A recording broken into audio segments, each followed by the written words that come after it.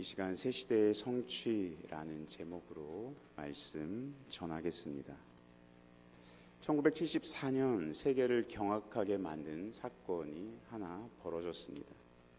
2차 세계대전이 이미 끝난 지도 한참 지났는데 전쟁이 끝났던 것을 모른 일본군 소위 때문에 일어난 일이었습니다. 그는 무려 29년 4개월 동안 정글에 숨어 지내며 살았던 일본 패잔병이었습니다. 이 사람은 오노다 소위라고 했는데요. 필리핀 루방섬에 주둔하고 있던 일본 제국군 부대의 정보 장교였습니다. 그는 2차 대전이 끝났다는 사실을 인정하지 않고, 그가 정보 장교였기 때문이겠죠. 자기보다 정보를 더 아는 사람이 없다고 생각했을 텐데 2차 세계대전이 끝났다는 사실을 인정하지 않고 끝끝내 30년 가까이 투항을 거부하며 정글에서 홀로 지냈습니다. 2차 대전 중에 연합군이 살포한 선전물은 물론 2차 대전이 끝나고 필리핀 정부가 뿌린 전쟁은 끝났으니 항복하라는 내용의 선전물까지 그는 믿지 않았습니다. 자신들을 속이려고 하는 기만 전술로 생각했던 것이죠. 일본 정부와 오노다의 가족들도 필리핀에 와서 항복을 권유했지만 이것도 다 연합군의 계략이라고 생각하여 응하지 않았습니다. 결국 1960년 일본 정부는 오노다가 사망한 것으로 공식 판정했습니다. 1974년 2월 20일 패전 후에 30년 만에 투항한 일본군 소위 오노다 히로. 명령이 없으면 산에서 내려갈 수 없다.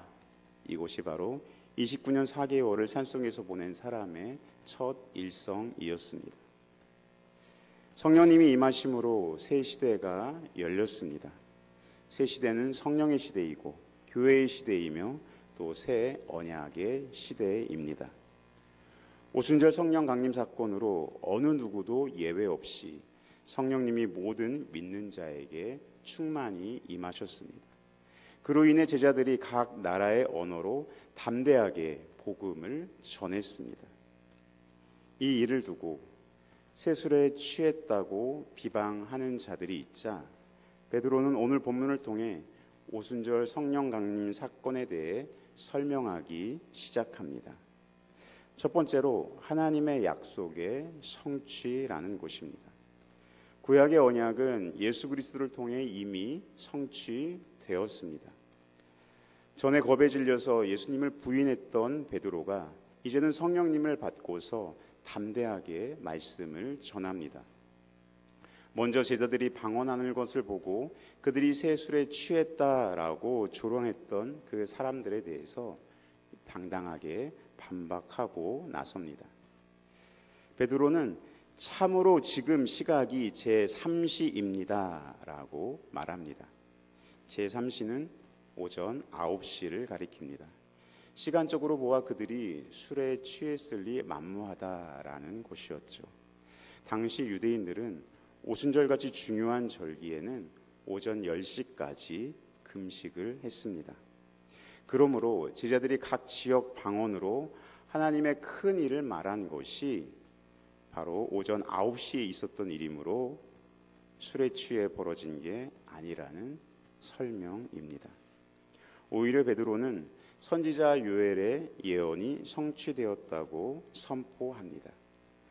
16절을 보면 이것은 선지자 요엘을 통하여 말씀하신 것입니다 라고 담대하게 선포합니다. 베드로는 성령의 임재 사건이야말로 구약 성경의 예언에 기반을 둔 약속의 성취라고 말하고 있습니다. 그러면 베드로가 사람들에게 요엘의 예언이 성취되었다는 이 사실을 알리는 이유가 무엇일까요? 그것은 선지자를 통해 약속하신 하나님의 말씀이 꼭 성취된다는 사실을 밝히기 위함입니다. 하나님은 신실하시기에 그분의 언약은 반드시 성취됩니다. 하나님은 죄로 인해 멸망받을 사람들을 구원하시기 위해 계획을 세우셨습니다. 사람의 불순종에도 불구하고 그 계획을 친히 다 이루셨습니다. 하나님은 지금까지 늘 신실하셨고 또 앞으로도 영원토록 신실하실 것입니다. 베드로가 선포한 대로 유엘의 예언뿐만 아니라 사실 구약의 모든 예언이 이미 성취되었습니다. 구약의 선지자들이 예언한 대로 하나님은 예수 그리스도를 이 땅에 보내셨습니다. 그리고 유엘이 예언한 대로 성령을 보내주십니다. 이제 구약의 선지자들이 오래전에 꿈꾸던 그 복을 모든 사람들이 다 같이 누리는 새 시대가 성취된 것입니다. 새 시대의 소식을 우리는 들었습니까? 이미 2000년 전에 이루어졌다고 성경은 말씀하고 있습니다. 혹시 우리가 기도 생활할 때 응답이 속히 이루어지지 않아, 아니면 내가 바라던 대로 되어가지 않아서 원망하신 적은 없는지요? 하나님은 하늘에 속한 모든 신령한 복을 이미 우리에게 다 주셨습니다. 하나님이 창세전에 계획하신 그 크고 놀라운 일들이 예수 그리스도를 통해서 이미 성취되었습니다. 우리는 이 사실을 분명히 알고 있어야 합니다. 동시에 구약의 선지자들이 예언한 하나님의 약속이 무엇인지도 분명히 알고 있어야 합니다. 그것을 알고 있는 자는 이미 얻은 하나님 나라의 복을 풍성하게 누릴 수 있게 됩니다. 이러한 하나님의 은혜가 우리의 삶 가운데 가득하기를 주님의 이름으로 축복합니다. 아멘. 두 번째로 새 시대의 성취를 통해 우리가 해야 할 것은 성취된 약속을 선포해야 합니다.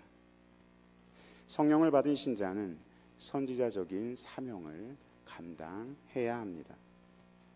베드로는 17절에서 하나님이 말씀하시기를 이라는 말로 설교를 시작하고 있습니다. 이것은 전형적인 선지자들의 말투입니다. 구약 시대에 하나님의 영을 받은 자가 선지자였습니다. 그들은 예언, 환상, 꿈 등으로 하나님의 뜻을 계시받아 사람들에게 전파했습니다.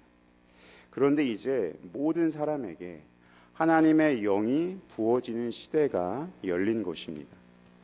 하나님의 백성이라면 누구나 구약의 선지자들이 했던 일을 할 수 있게 되었습니다.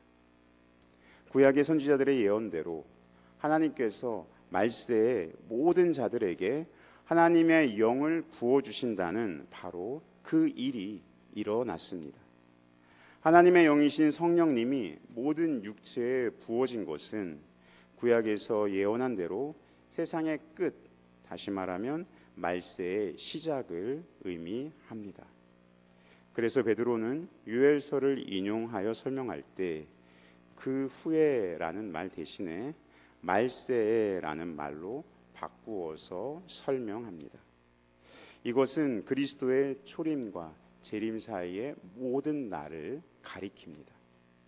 성별, 나이, 인종, 계층에 관계없이 예수 그리스도를 믿는 모든 자에게 성령을 부어 주십니다. 그래서 사도행전은 유엘서보다 더 예리한 종말론적 분위기를 강조하고 있습니다. 그리고 제자들의 선교 사명을 명령하고 있습니다.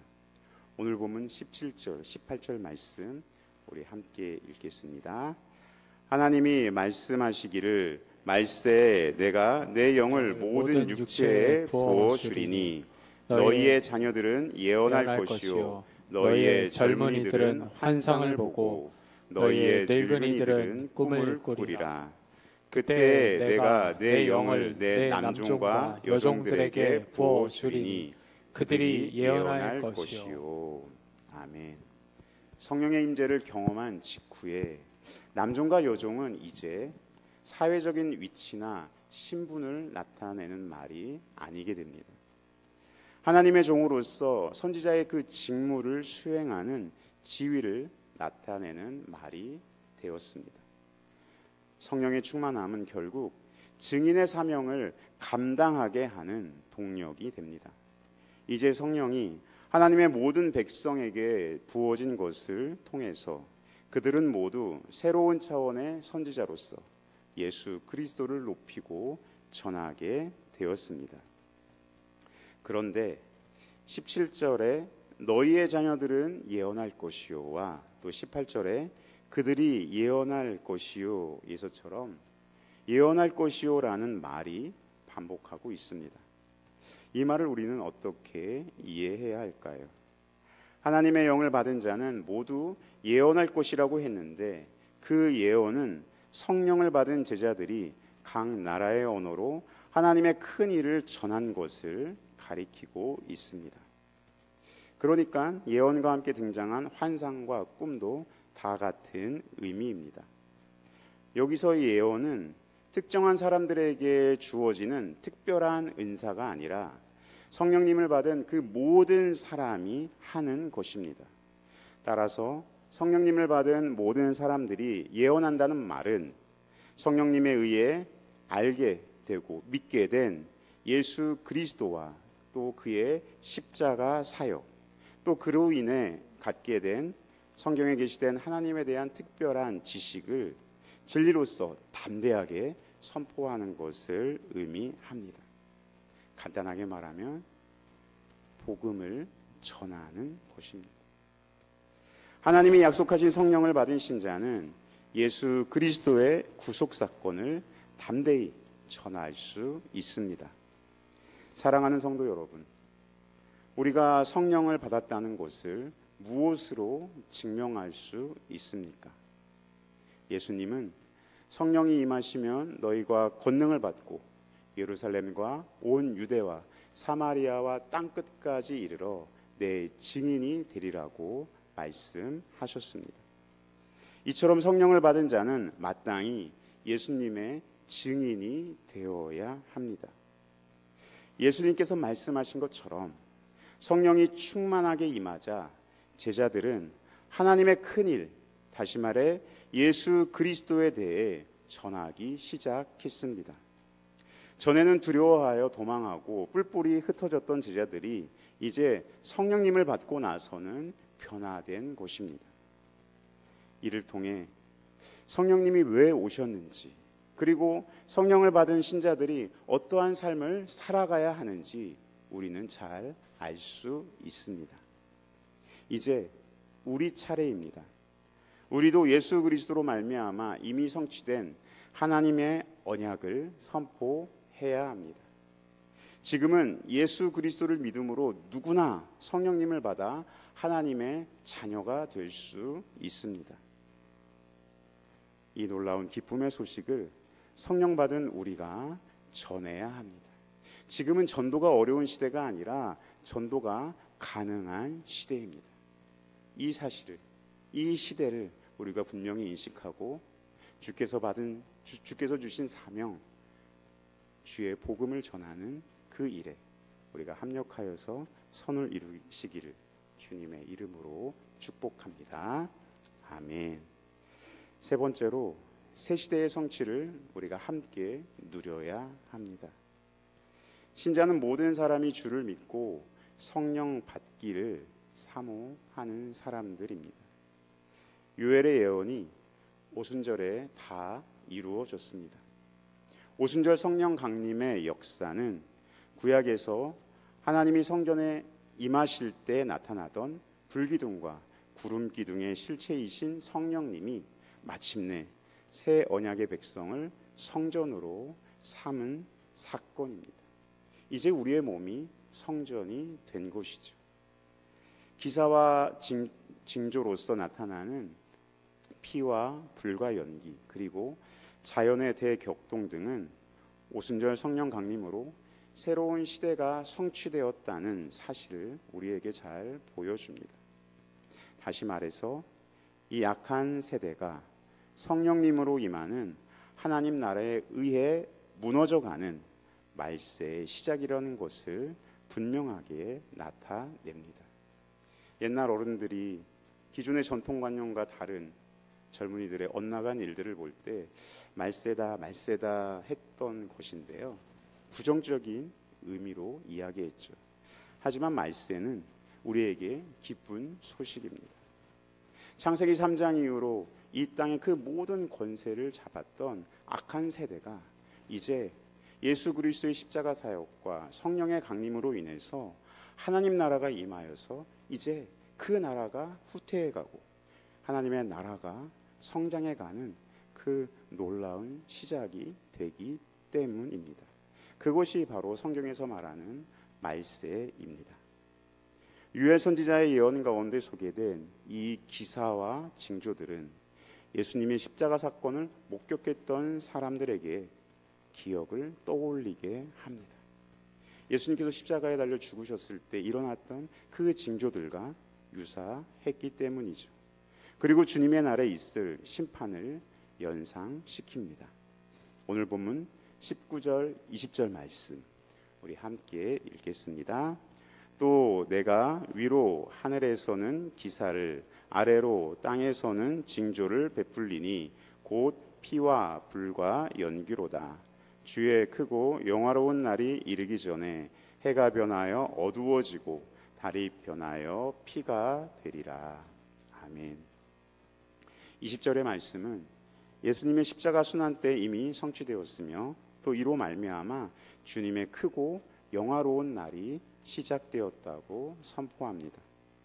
성령님이 오신 날과 주의 크고 영화로운 날이 이르기 전에 구원을 받을 수 있는 기회가 우리에게 주어졌습니다. 이제는 누구든지 주의 이름을 부르는 그 모든 자가 구원을 받을 것입니다. 물론 여기서 주는 예수 그리스도입니다. 베드로는 이 점을 22절부터 설교로 하나씩 증명해 나갈 것입니다. 사람들은 예수님의 이름을 부르고 믿고 구원을 받습니다. 이것은 오순절 성령 강림 사건에 실현된 이후 지금까지 지속되고 있습니다. 2000년 동안 계속 되어가고 있는 일입니다. 누구든지 주의 이름을 부르는 자는 구원을 받으리라 라고 하는 그 21절의 선포는 바로 모든 육체가 하나님의 구원하심을 보리라 라고 했던 다른 예언서의 관점을 기억나게 합니다. 포괄적인 입장에서 유엘서를 인용한 것은 성령이 성별, 나이, 계급에 관계없이 보편적으로 임할 것이라는 사실을 명백하게 밝혀주기 위함입니다. 그리고 베드로는 청중의 범위를 이제 지역에서 또 국가로 또 국가에서 민족으로 확대합니다.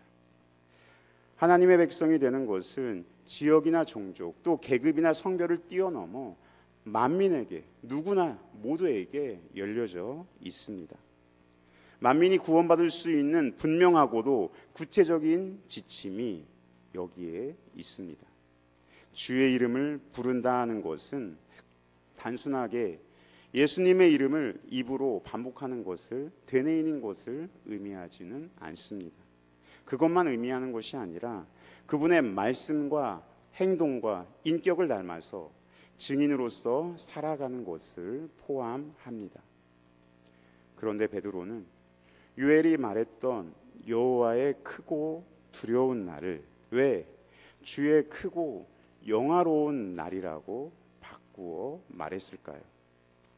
그것은 예수 그리스도의 성취로 인해 주님의 복된 날이 이미 도래했기 때문입니다. 새 시대가 성취됐고 이미 새 날이 도래했습니다. 예수님의 고난으로 우리에게 임할 그 하나님의 진노와 저주가 다 해결되었습니다. 예수님의 십자가 죽음과 부활 그리고 승천과 승기 사역으로 여호와의 크고 두려운 날, 그 심판의 날이 이제는 크고 영화로운 날, 구원의 날로 바뀌었습니다.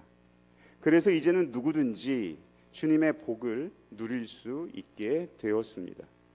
예수님의 이름을 부르는 그 모든 자들에게 하나님의 심판과 진노를 피하고 구원을 얻을 길이 열렸기 때문입니다.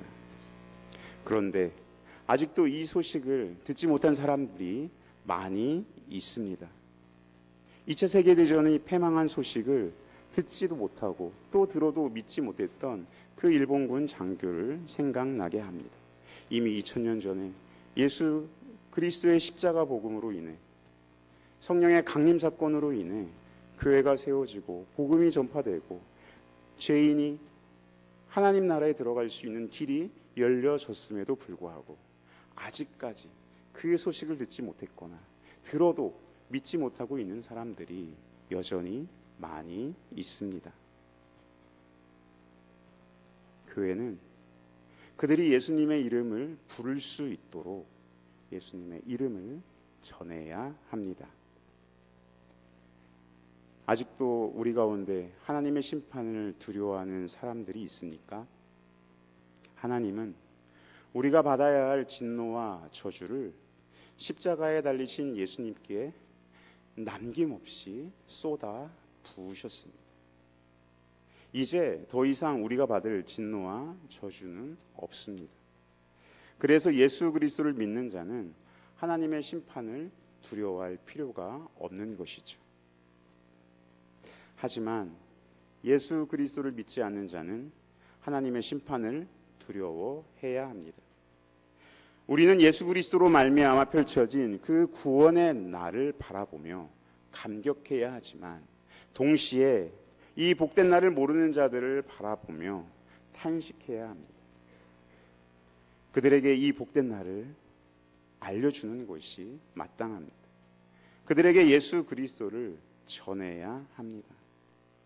성령님은 신자들이 예수님의 증인이 되도록 놀라운 권능으로 세우십니다. 또한 지금은 누구든지 주의 이름을 부르면 구원을 받는 은혜의 시대이기 때문에 담대하게 복음을 전해야 합니다.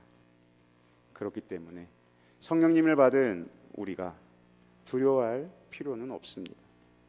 성령님께서 함께 하시면 능히 복음을 전하는 주의 군사가 될 수 있기 때문입니다.